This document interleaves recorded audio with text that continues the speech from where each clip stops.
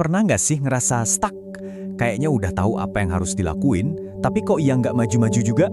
Nah, di pembahasan kali ini, kita bakal bongkar sebuah kerangka kerja baru buat pengembangan diri yang beneran manjur. Oke, kita mulai dari ide intinya dulu ya. Coba deh lihat, hidup kita sekarang ini, itu tuh cerminan dari kebiasaan kita sehari-hari. Mau itu baik atau buruk, ya tindakan-tindakan kecil itulah yang ngebentuk realita kita.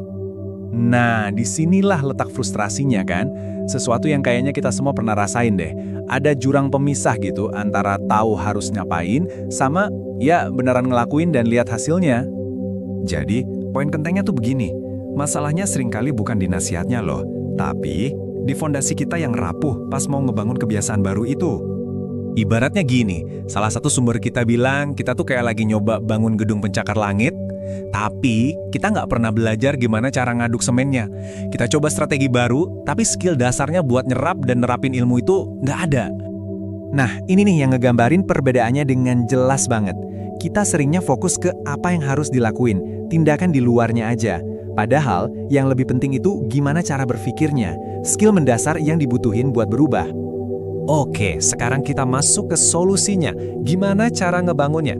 Kita mulai dari fondasi paling dasar yang wajib ada buat pengembangan diri. Jadi, ada 3 meta skill atau keterampilan inti yang harus kita kuasai lebih dulu.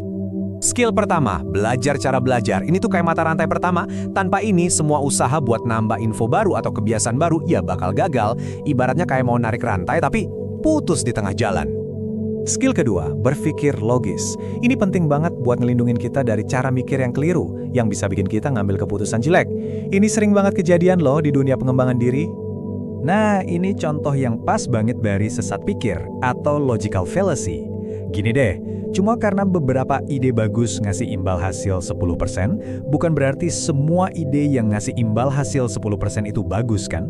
Cara mikir yang salah kaprah kayak gini nih yang bisa berujung fatal, baik soal duit maupun keputusan pribadi. Dan skill ketiga, memahami orang lain.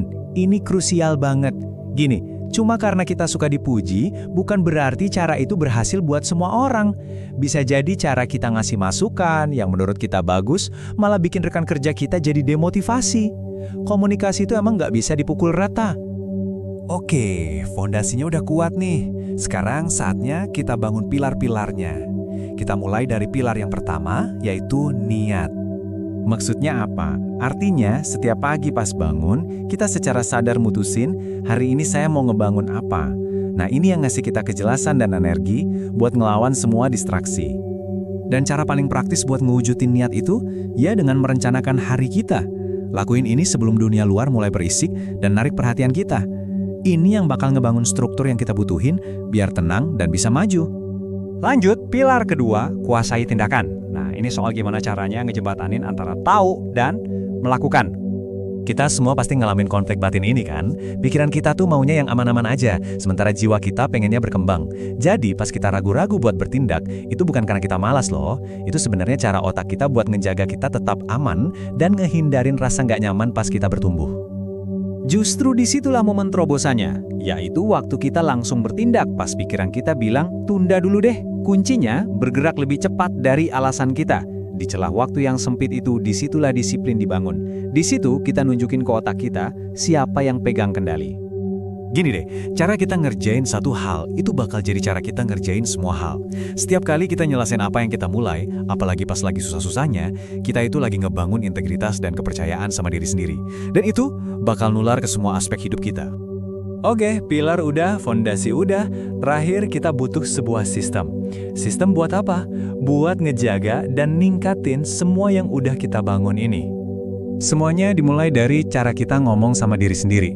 Kita nggak akan bisa bangun kepercayaan diri kalau kita terus-terusan ngejatuhin diri sendiri. Coba deh, belajar buat ngomong ke diri sendiri dengan hormat, sabar, dan penuh semangat. Ya, persis kayak kita ngasih semangat ke sahabat kita.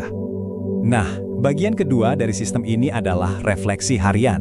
Simple aja, setiap akhir hari, coba tanya ke diri sendiri, apa yang jadi lebih baik hari ini? Ini bakal ngelatih kita buat ngelihat kemajuan sekecil apapun dan bikin penyesuaian buat besok. Jadi, kita nggak jalan di tempat.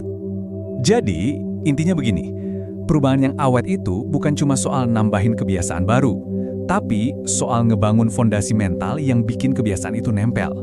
Sukses itu gabungan antara gimana cara berpikir yang kokoh dengan apa yang harus dilakukan secara konsisten. Dua-duanya harus ada. Kerangka kerja ini ibaratnya adalah cetak biru.